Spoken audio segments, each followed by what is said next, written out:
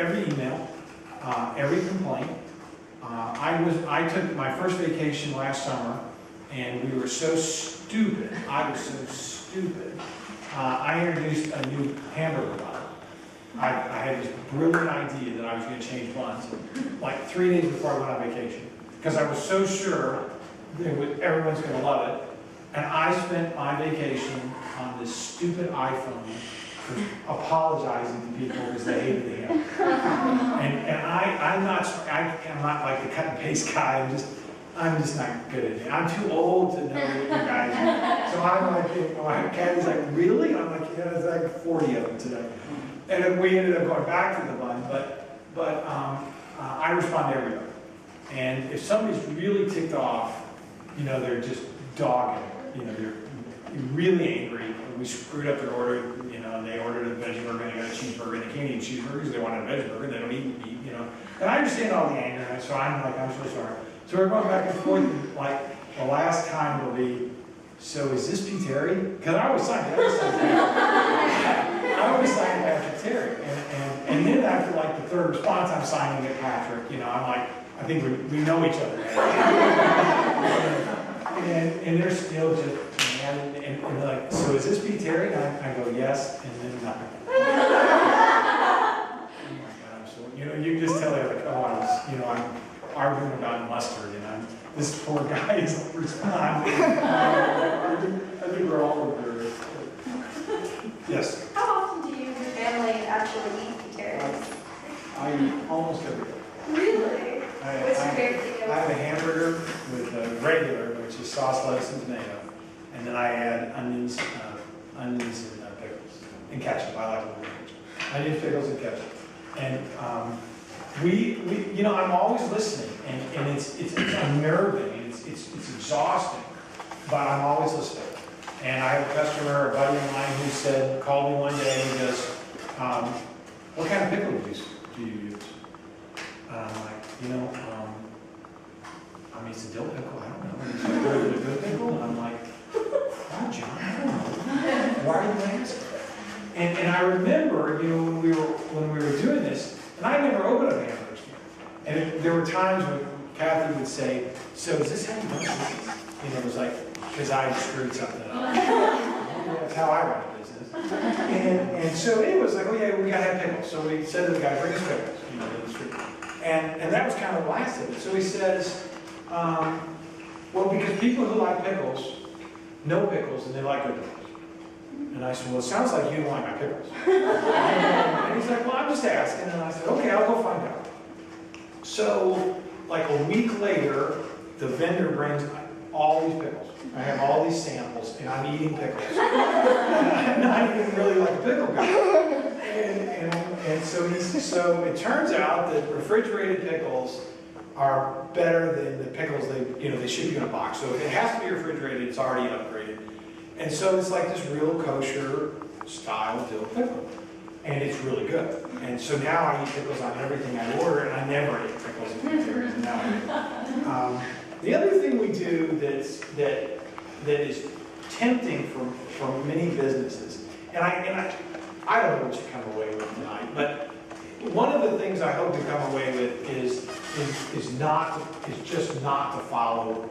I mean, it's just normal just to kind of follow everybody else, because they're doing pretty good, and so I just won't take that risk. I'll just follow.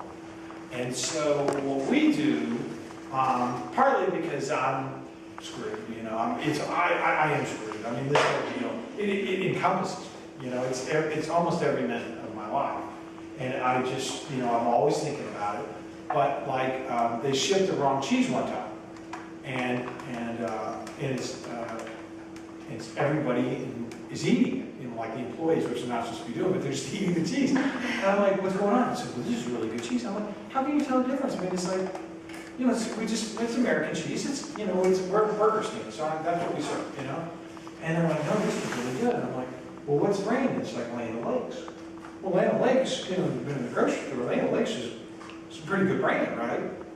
So I'm like, okay, well, maybe we should get it. And so what we did, because all of a sudden we have 3 stores and we're selling 3 times what we're selling, now you can go to the vendor and say, hey pal, you know, I'm buying a lot of food, give this to me at a better price.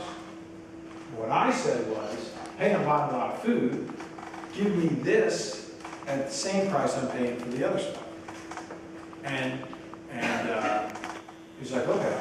So then, you know, we worked this deal out. So instead of the opportunity for me to save money, I took the money that I was going to save, didn't increase my cost, but serve a better product.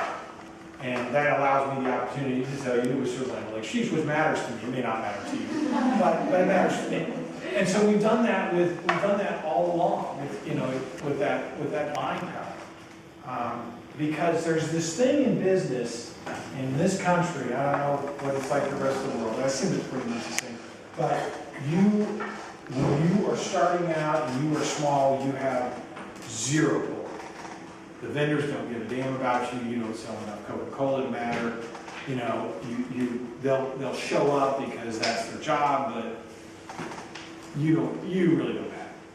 And if you can bust through, and all of a sudden, wow, you buy this much, and then all of a sudden, the vice president is sitting across from you saying, "What can we do for you?"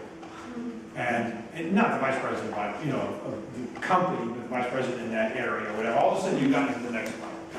And so the hard part is busting through, because you're competing against all the guys who've already won, that are already getting all those perks, that are getting those deals, and you're not.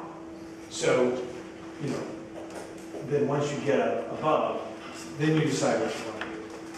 So. Go ahead. It sounds like you had made a lot of decisions that you were pretty uncompromising in a good way about how you wanted to run your business. Was there anything that you ran into that other people starting businesses might have to like compromise on, or is it that you didn't compromise that you think you got this for? Well, I never tell anybody else what they should do. I think you need to do what you need to do, and because it's been my, I can handle all of it. I'm multitasking.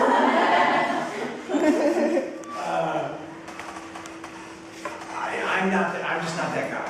I'm the guy that F you, I'm going to do this. I'm that guy. You know, I just. And not like, you know, wild and crazy, and I gotta go, you know, it's just, no, this is just what I want to do. But that said, I listen to a lot of people. I mean, I have a very good friend who said, you need to put a sandbox in. Because the kids will play in the sandbox, and the parents, and they said, we went to this place in Houston, and we were all drinking beer, and which we don't serve, but he said, but the kids love sandbox. And I'm like, okay, we'll put a sandbox in. Well, while you're doing that, you serve fresh lemonade. Oh, what a pain in the butt. Really? I'm like, yeah, so I listen, and I get a lot of ideas that I go, no, I don't want to do that. But I don't know if it's compromising, but I'm just available. I'm open, and then at the end, it's my call, it's my responsibility. But I was, like I said, I was lucky that we had, I had some money, you know, so I didn't have to.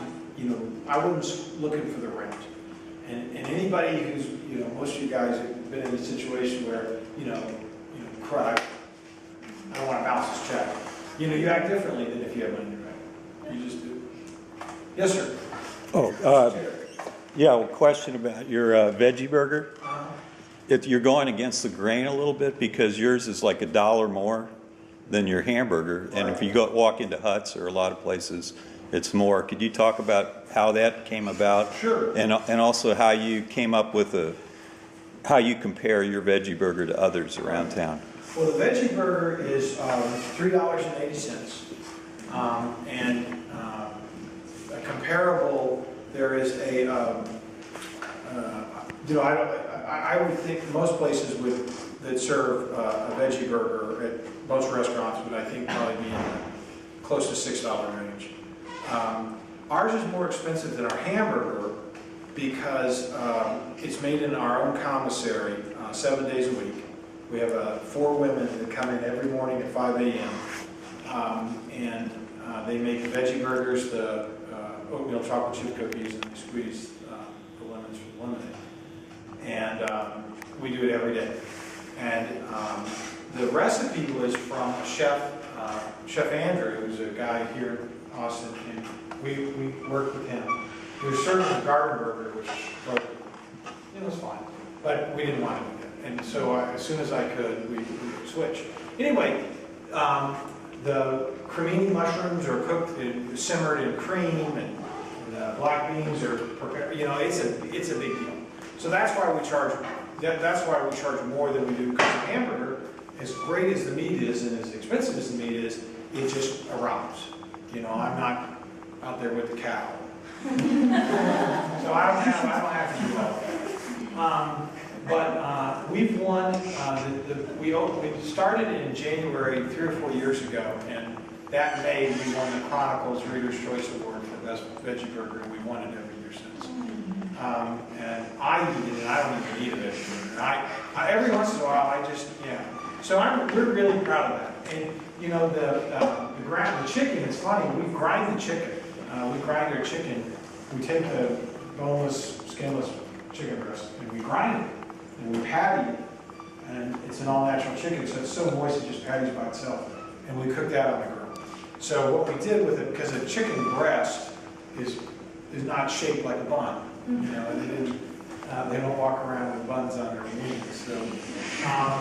So we did that so you get a perfectly formed burger. Time for like one last question. Yeah. Yes, ma'am. So after this, do you expect for like everyone in this Damn room? well better. Absolutely. You know, well, thank you. You know, if you haven't tried it, obviously I'd love for you to, but